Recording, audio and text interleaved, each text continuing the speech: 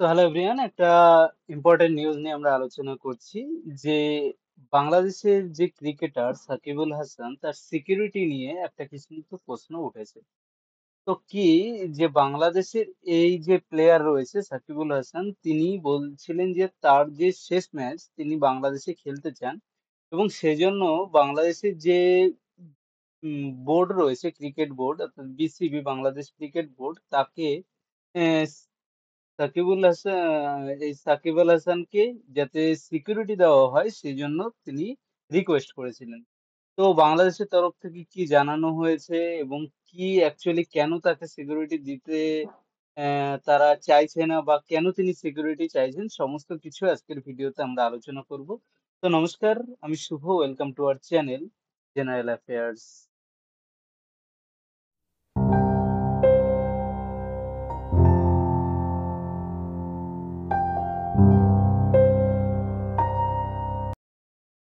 তো চলো আজকে আমরা নিউজটা তার দেখে নিই যে কি অ্যাকচুয়ালি ইনসিডেন্টটা হয়েছে। তো এই ছবিতে তোমরা যাকে দেখতে পাচ্ছ, ইনি হলেন বাংলাদেশের একজন বর্তমান ক্রিকেটার তথা এক্স একজন ক্রিকেটের ক্যাপ্টেন ছিলেন, সাকিবুল হাসান। এবার তিনি বর্তমানে তার রিটায়ারমেন্ট নিতে চাইছেন এবং এই রিটায়ারমেন্টের কারণে কিন্তু তিনি চেয়েছেন যে তার শেষ ম্যাচ যেটা রয়েছে সেটা তিনি আহ, সাউথ আফ্রিকার সঙ্গে তার লাস্ট যে ম্যাচটা রয়েছে সেই ম্যাচটা তিনি চাইছেন যে তার ফেভারিট শেরি বাংলা যে ন্যাশনাল ক্রিকেট স্টেডিয়াম রয়েছে ঢাকায়, সেখানে তিনি তার লাস্ট ম্যাচটা খেলতে চায় এবং এই নিয়ে তিনি বাংলাদেশ ক্রিকেট বোর্ডকে জানিয়েছেন।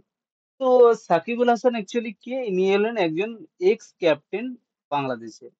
শুধু এক্স ক্যাপ্টেন নয়, সঙ্গে তার একটা পলিটিক্যাল একটা তার আহ, যোগাযোগ রয়েছে, সঙ্গে সঙ্গে তার পলিটিক্যাল একটা লাইফও ছিল। সেটাও নিয়ে আমরা এই ভিডিওতে কিন্তু আলোচনা করব। তো কি হয়েছে, তো বাংলাদেশের তরফ থেকে কিন্তু বলা হয়েছে, বাংলাদেশের বোর্ডের তরফ থেকে, যে তাকে ক্লিয়ার করতে যে বর্তমানে তার পলিটিক্যাল স্ট্যান্স কি রয়েছে এবং সঙ্গে সঙ্গে কারণ তিনি যে এই সিকিউরিটি ক্লেম করেছে সেটা তার লাস্ট টেস্ট ম্যাচ তার দেশে খেলার জন্য, সেজন্য তাকে পলিটিক্যাল স্ট্যান্সটা ক্লিয়ার করার জন্য বলা হয়েছে তাকে। তো দেখো, বাংলাদেশে এর আগে আমরা দেখেছি কিছুদিন, এখনো বাংলাদেশে বর্তমানে স্থিতিশীল অতটা নয়। এর আগে বাংলাদেশে স্টুডেন্ট প্রোটেস্ট সহ প্রচুর স্টুডেন্ট যেখানে মারা গেছেন।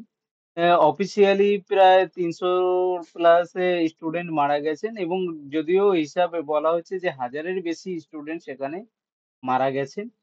সেটা পলিটিক্যাল হোক, গভর্নমেন্টের দ্বারা হোক বা বহির্গত কোনো শক্তির দ্বারা হোক, সেটা নিয়ে এখনো অনেক ধরনের প্রশ্নই কিন্তু সেখানে রয়েছে। এর শুধুমাত্র এই কারণেই কিন্তু যে বাংলাদেশের আওয়ামী লীগ সরকার যেটা ছিলেন অর্থাৎ শেখ হাসিনার গভর্নমেন্ট, সেটা কিন্তু পড়ে গেছিল এবং শেখ হাসিনা পদত্যাগ করেন এবং দেশ থেকে তিনি চলে আসেন এবং পালিয়ে আসেন এবং পালিয়ে তিনি দেশ ছাড়তে বাধ্য হন এবং ইন্ডিয়াতে তিনি আশ্রয় নিয়েছেন।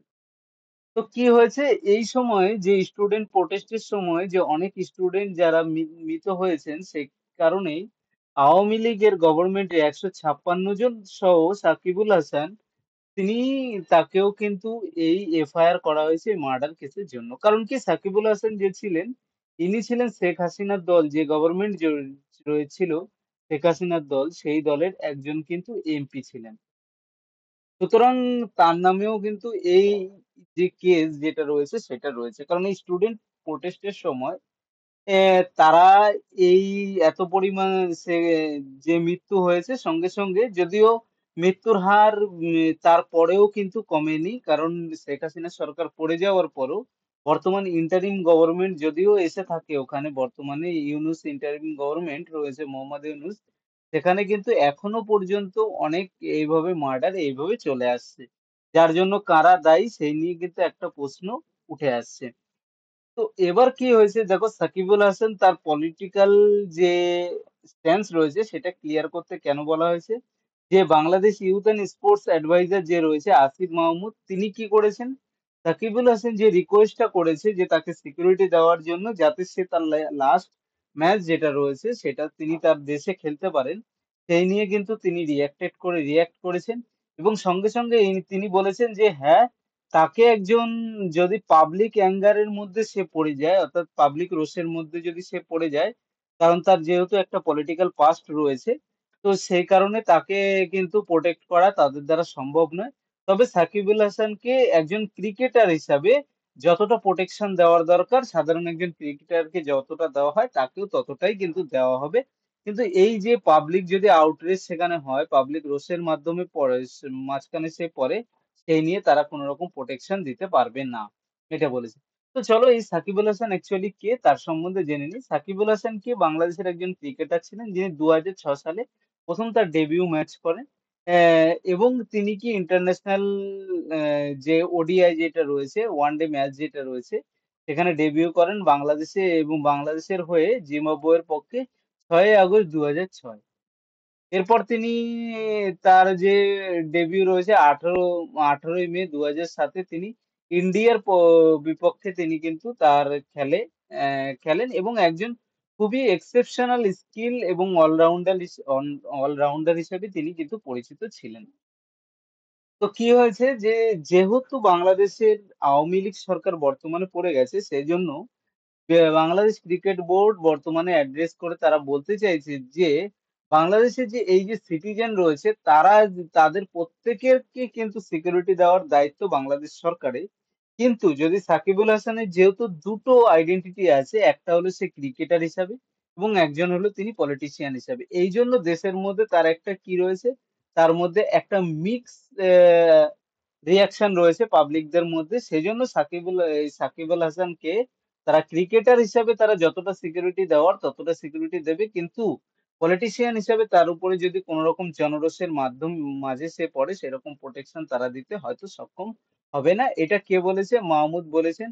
কারণ কি ল মিনিস্ট্রি এই ক্রিকবাজকে তারা কিন্তু এইগুলোকে কোট করেছেন, অর্থাৎ এইগুলো তারা জানিয়েছেন। তো বাংলাদেশে দেখো প্রায় তাদের কথা অনুযায়ী যে বাংলাদেশের আহ, এক একজনকে যদি তাদেরকে 5 জন করে পুলিশ অফিসারও দেওয়া হয়, মাহমুদ যিনি রয়েছেন তিনি বলেছেন যে তাকে সিকিউরিটির জন্য 5 জন কি করা হয়, পুলিশ অফিসার তাকে দেওয়া হয় এবং একজন গানম্যান তাকে দেওয়া হয়। কিন্তু যদি এই 10 কোটি মানুষ একসাথে তার উপরে ঝাঁপিয়ে পড়ে তাহলে কোনোভাবেই তাকে প্রোটেক্ট করা যেমন সম্ভব নয়, তেমন ভাবে সাকিবুল হাসানকেও প্রোটেক্ট করা তাদের দ্বারা সম্ভব নয় যদি পাবলিক আউটরেজ বা পাবলিক রোষের মাঝখানে তারা পড়ে। অর্থাৎ এক কথায় তাকে বলতে বলা হয়েছে যে তার লাস্ট ম্যাচ যেটা রয়েছে সেটা তাকে বাংলাদেশে খেলা তার দ্বারা সম্ভব নয়, কারণ তাকে প্রোটেকশন বাংলাদেশ সরকার হয়তো দিতে সক্ষম হবে না। একজন প্লেয়ার হিসেবে যেটুকু দেওয়া দরকার সেটুকুই তারা দিতে রাজি আছে, কিন্তু পাবলিক রোষের মাঝখানে পড়লে সেরকম কোনোভাবে তাকে প্রোটেকশন দিতে বাংলাদেশ সরকার বর্তমানে যারা রয়েছে তারা অক্ষম। এটা তারা কিন্তু তারা বলে দিয়েছে, অর্থাৎ তারা এটা পারবে না। কারণ এত পরিমাণ বাংলাদেশে টোটাল 16 কোটি মানুষ, তার মধ্যে 10 কোটি মানুষ যদি তাদের উপরে আহ ক্ষিপ্ত হয়ে থাকে এবং তার উপরে যদি অ্যাটাক করে, সেই নিয়ে বাংলাদেশ সরকার কোনোভাবে গ্যারান্টি দিতে চাইছে না, যে কারণ এই পলিটিশিয়ান সাকিব খানকে বাংলাদেশের অনেক মানুষ রয়েছেন যারা হয়তো তাকে অপছন্দ করে। তো দেখো আজকের এই নিউজে আমরা সমস্ত কিছুই আলোচনা করলাম যে অ্যাকচুয়ালি কি ইনসিডেন্টটা, এবং সঙ্গে সঙ্গে আমরা আলোচনা করলাম বাংলাদেশ সম্পর্কে যে বাংলাদেশের বর্তমান অবস্থা কি রয়েছে। তো তোমাদের এই নিয়ে কি মতবাদ রয়েছে কমেন্টে কিন্তু অবশ্যই জানাবে, যে সাকিব আল হাসানের লাস্ট ম্যাচ কি তাকে খেলতে যাওয়া উচিত কি উচিত নয়। থ্যাংক ইউ ফ্রেন্ডস, আরো এরকম ভিডিও দেখার জন্য আমাদের চ্যানেলটাকে কিন্তু অবশ্যই